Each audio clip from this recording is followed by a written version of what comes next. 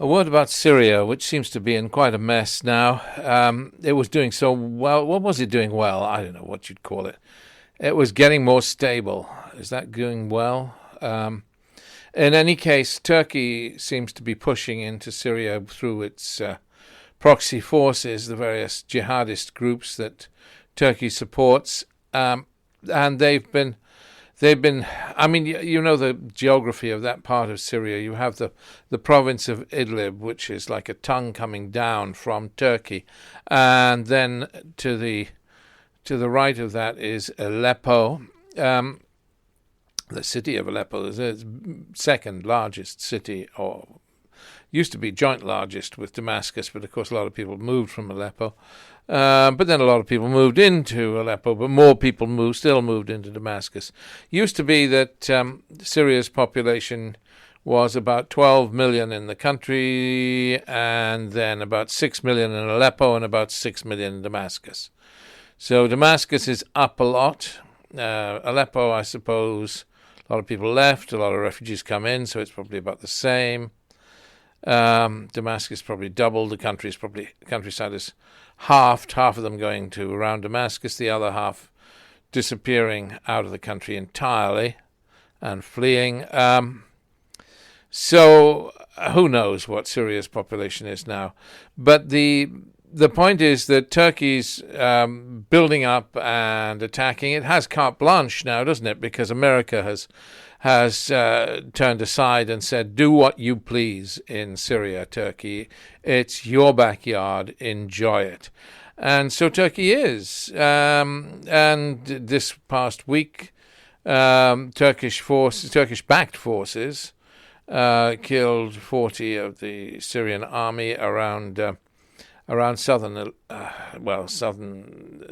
Idlib. I mean, a lot of these people fighting are Syrians, not Turks. They're Syrians backed by Turkey. The town of Maarat al-Numan, bombed flat by the Syrian army, of course, but still home to a couple of 100,000 people because they had nowhere to go. Its original population was about 100,000, but it was just swamped with refugees. Now those refugees are displaced by Syrian government bombing in December. Syria took that whole area. That's Syria government. And now there's a major offensive in the last few days, to take it back. It failed, I suppose. The actual soldiers that were killed on both sides, the rebel soldiers from the jihadist groups. I say jihadist. A lot of them are quite radical. I mean, you might be yourself if your whole family had been lost and displaced. A lot of them are very radical, and they've been joined, of course, by disaffected members of Daesh, ISIS. So they're extremely radical people. They've been moving forward, and they lost about 50 forces, and the Syrian army lost about 40. Or at least those are the figures we've been given. How accurate they are, I couldn't say, but they were given us by Syrians. This is an attempt by Turkey. Turkey's ratcheting up the pressure to bring Bashar al Assad to the negotiating table with Erdogan so that Erdogan can seize more Syrian territory or get Syrian territory seceded to him. He wants his buffer zone and so forth that is being denied by Russia and so on. There was a ceasefire. Of course, that was to the advantage of Bashar al-Assad. So Turkey has decided to break the ceasefire, or at least its proxy forces have. Alongside this, things are not good in Aleppo either, because of course the Syrian rebels, the proxy forces now of Turkey, totally. Because they have nothing else. I mean, they're Turkish-backed, Turkish-run, Turkish everything. The Syrian rebels, who have nowhere to go but to be in the arms of Turkey, are getting really big weapons now.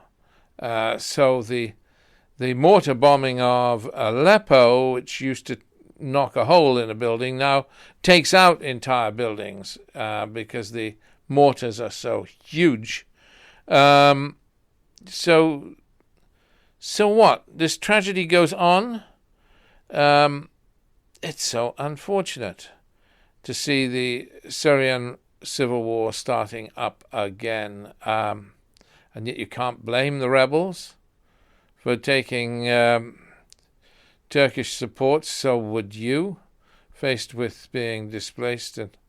And yet, can't something be negotiated? You would think that there was some sort of way that there could be a safe haven for disaffected Syrians in Idlib, without having to surrender territory to Turkey, which is what Erdogan wants, of course. He wants more and more creeping control, like he's moved down into Iraq, he's moving down to Syria. It's the old dream of the Ottoman Empire. And he was hoping, he saw himself, visioned himself as the great new caliph. And the Daesh was very much his, he supported Daesh, helped it grow, hoping that they would come to him. But then Daesh was crushed by the West, and now Bashar is having to play his own game with these Syrian jihadists, poor devils, who are doing his bidding. And the fight goes on. Time for it to end. Time for peace in Syria. How do we do that? I think if America had not betrayed the Kurds, we might have a better chance. But America has. I don't know what to say. I wish I could think of a swift, easy peasy, lemon squeezy answer to this mess. But Erdogan is cock of the walk. Bashar al Assad is not playing game. He won't come to the table with Erdogan. So Erdogan says, okay, never mind, you don't have to come, I'll just punish your people. It's great.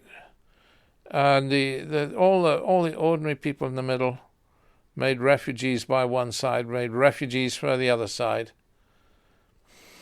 So sad, and I can't see a way out for Syria except what? The international community doesn't give a damn. It created much of this mess itself. What? I can't see a way out of this mess. There could be a deal. There would need to be pressure on both Bashar al-Assad and Erdogan. Pressure from the United States on Erdogan. That would have to be serious pressure. Pressure from Russia on Bashar al-Assad. That would have to be serious pressure. So we need rapprochement between the United States and Russia, I guess. And then Syria will suffer less. Couldn't we have that? Impossible dream. Who knows? Let's hope for a safer world. God bless.